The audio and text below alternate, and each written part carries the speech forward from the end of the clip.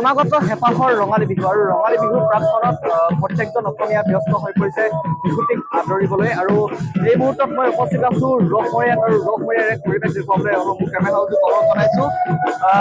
যিহেতু ৰঙালী বিহুৰ মঞ্চত যিসকল শিল্পী তেওঁলোকে ইতিমধ্যে তেওঁলোকৰ যি সংগীতানুষ্ঠানৰ লগতে যিসমূহ প্ৰতিভা সেই প্ৰতিভাসমূহ তেওঁলোকে ৰঙালী বিহুৰ মঞ্চত প্ৰদৰ্শন কৰিবলৈ ইতিমধ্যে সাজু হৈছে। তাৰ সমান্তৰালকৈও ৰসমৰীয়া অঞ্চলৰ সুৰৰ আকাশ নামৰ যি এই সাংস্কৃতিক দল, সেই বাৰেৰহণীয়া সাংস্কৃতিক দলটোৱে ইতিমধ্যে তেওঁলোকেও সাজু হৈছে। ইতিমধ্যে মই যি তেওঁলোকৰ যি আখৰাস্থলী, সেই আখৰাস্থলীত আহি উপস্থিত হৈছোহি। ইয়াৰ যি সামগ্ৰিক পৰিৱেশ, সেই সামগ্ৰিক পৰিৱেশ দেখুৱাবলৈ অনুৰোধ জনাইছো। তেওঁলোকে ইতিমধ্যে যি বাৰেৰহণীয়া যি কলা কৃষ্টি, সেই কলা কৃষ্টিসমূহ তেওঁলোকে ইতিমধ্যে কলা কৃষ্টিসমূহ লৈ তেওঁলোকে সাজু হৈছে। মই ইয়াৰ যি সামগ্ৰিক পৰিৱেশ দেখুৱাবলৈ অনুৰোধ জনাইছো। আৰু মোৰ সৈতে দলটোৰ পৰিচালক, মই আপোনাৰ কাষলৈ আহিছো। আপোনালোকে হয়তো প্ৰথমবাৰৰ বাবে এই চিন্তাধাৰা কৰিছে, কেনেধৰণৰ চিন্তা আৰু যিসকল কি আপোনালোকে এই যি আপোনালোকৰ সুৰৰ আকাশ যি তোমাৰ এই সাংস্কৃতিক দল, সেই সাংস্কৃতিক দলটো কেনেধৰণে প্ৰস্তুত হৈ উঠিছে? নিশ্চয়কৈ প্ৰথমতে সকলো অসমবাসীলৈ মই প্ৰথমতে ৰঙালী বিহুৰ উল্লেখ জনাইছোঁ। আৰু দ্বিতীয়তে হ'ল কি, বৰ অসমত যেতিয়া গঢ়ি উঠিছিল তেতিয়া বিভিন্ন জাতি জনগোষ্ঠীৰ সমাহাৰ আমি দেখিবলৈ পাইছিলোঁ। আৰু অনৈক্যৰ মাজত ঐক্য, এই হ'ল এটা লক্ষ্য লৈ পেলাই আমি এই দলটি আমি গঠন কৰিবলৈ চেষ্টা কৰিছিলোঁ। বিশেষকৈ বেছিভাগ উচ্চ মাধ্যমিক পৰীক্ষা দিয়াৰ পাছত তেওঁলোকে কি কৰিব, ক'ত যাব, একো ৱাৰ্ডি নোপোৱাৰ কাৰণে চিন্তা কৰিলোঁ কি আমি এনেকুৱা এটা অনুষ্ঠান সৃষ্টি কৰোঁ, যিটো আগন্তুক ৰঙালী বিহু আহিছে, মঞ্চ হ'ব, মঞ্চত আমি পৰিৱেশন কৰিব পৰাকৈ বৰ অসমৰ হাত ভনীৰ যিখিনি নৃত্য আছে, লগতে আমাৰ আদিবাসী ভাইসকল, তেওঁলোকৰ লগত লগ হৈ আমি কেনেদৰে আমি এটা সমন্বয় সংস্কৃতি সৃষ্টি কৰিব তাৰে চিন্তা চৰ্চা কৰিছোঁ।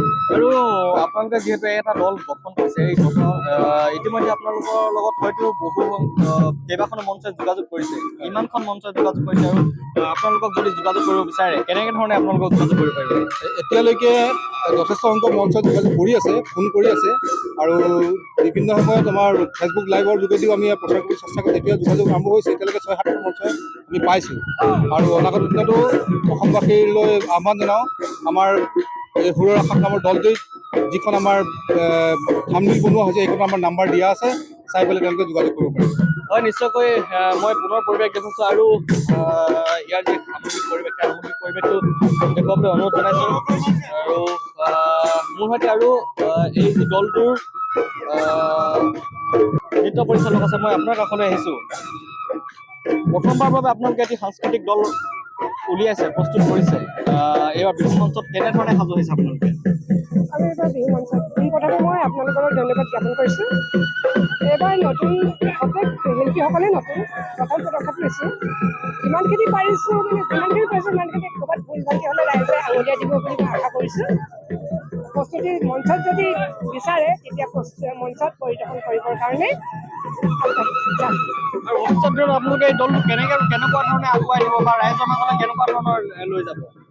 ভৱিষ্যতে ৰাইজৰ মাজলৈ আমাৰ প্ৰতিজন শিল্পীকে যিমান পাৰিব চেষ্টা কৰিম আগুৱাই দিবৰ কাৰণে।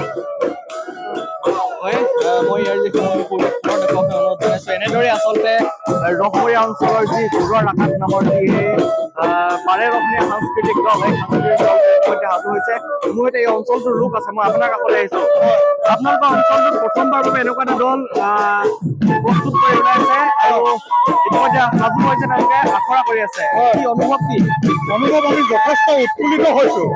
আমি যে ৰসমৰীয়া নিচিনা এটা গৰাখহনীয়া ভিতৰুৱা অঞ্চলত গোটেই জনগোষ্ঠী সামৰি আমি এটা সাংস্কৃতিক অনুষ্ঠান জন্ম দিব পাৰিছোঁ, তাৰ বাবে আমি গৌৰৱবোধ কৰিছোঁ। নাজানো কিমান দূৰ সফল হওঁ, তথাপিও আমি যৎপৰোনাস্তি চেষ্টা কৰিছোঁ। বৰ অসমৰ যিবিলাক সংস্কৃতি আমি একত্ৰিত কৰি যাতে সংস্কৃতিয়ে যাতে আমাৰ যি সমাজত দুষ্কৃতি বিনাশ কৰিব পাৰি, তাৰ বাবে আমি আহ্বান জনাম গোটেই জনমানসত। গতিকে অসমবাসীক আমাৰ এটা অনুৰোধ। নিশ্চয় মই পুনৰ পৰিৱেশ দেখিছোঁ, অতি সুন্দৰকৈ তেওঁলোকে আখৰা কৰি আছে। মই ইয়াৰ যি সামগ্ৰিক পৰিৱেশ সেই সামগ্ৰিক পৰিৱেশ দেখুৱাবলৈ চেষ্টা কৰিছোঁ আৰু এই দলটোৰ যিহেতু দলপতি আছে মই তেওঁৰ কাষলৈ যাব বিচাৰিম তুমি এই দলটোৰ দলপতি হয় প্ৰথমতে তোমাৰ নামটো জানিব বিচাৰিম নমস্কাৰ মোৰ নাম শ্ৰী শংকৰজ্যোতি গোহাঁই শংকৰজ্যোতি গোহাঁই কেনেকুৱা ধৰণৰ প্ৰস্তুত হৈছা বিহু আগন্তুক ৰঙালী বিহুলৈ আমি পূৰ্ণ প্ৰস্তুতি চলাই আছোঁ আপোনালোকৰ যদি মঞ্চত বিচাৰে সেইবাবে আমাক যোগাযোগ কৰিবলৈ হ'লে আমাৰ যোগাযোগ নম্বৰ হৈছে 9957264967 আৰু এটা হৈছে 8099421312 আমাৰ দলটিৰ নাম হৈছে সুৰৰ আকাশ ৰংমৰীয়া আপোনালোকে আমাক যোগাযোগ কৰিব আৰু ভৱিষ্যত দিনত আমাক আগুৱাই নিবলৈ আমাৰ ৰাইজৰ সহযোগ লাগিব সেইবাবে আপোনালোকৰ ওচৰত আমি কৰজোৰে মিনতি জনাইছোঁ তোমালোকৰ এই দলটোত যিহেতু বাৰেৰহণীয়া এটা সাংস্কৃতিক দল কি জনগোষ্ঠীৰ কলা কৃষ্টি বা কেনেকুৱা ধৰণৰ কি তোমালোকৰ এই দলটো পাব ৰাইজ উপভোগ কৰিব আমাৰ এই দলটোত একদম সত্ৰীয়াৰ পৰা আৰম্ভ কৰি ৰাভা মিচিং বড়ো কাৰ্বি হাজং তাৰপৰা ঝুমুৰ আৰু বিহু আদি সকলো ধৰণৰ বাৰেৰহণীয়া সংস্কৃতি এই ইয়াৰ দলটোৰ যোগেদি আপোনালোকে দেখিবলৈ পাব মই নিশ্চয়কৈ এনেদৰে চাবুৱাৰ যি ৰসমৰীয়া অঞ্চলৰ সুৰৰ আকাশ নামৰ যিটো এই বাৰেৰহণীয়া সাংস্কৃতিক দল সেই সাংস্কৃতিক দলটো ইতিমধ্যে এনেদৰে প্ৰস্তুত হৈছে আৰু যিহেতু ৰঙালী বিহুলৈ মাজত মাত্ৰ কেইটামান দিন বাকী আৰু তাৰ প্ৰাক মুহূৰ্তত সমগ্ৰ অসমবাসীয়ে যিহেতু বিহুটিক আদৰিবলৈ ব্যস্ত হৈ পৰিছে আৰু তাৰ সমান্তৰালকৈ ৰসমৰীয়াৰ যি সুৰৰ আকাশ নামৰ সাংস্কৃতিক দল এই বাৰেৰহণীয়া সাংস্কৃতিক দলটোৱে প্ৰস্তুত হোৱা পৰিলক্ষিত হৈছে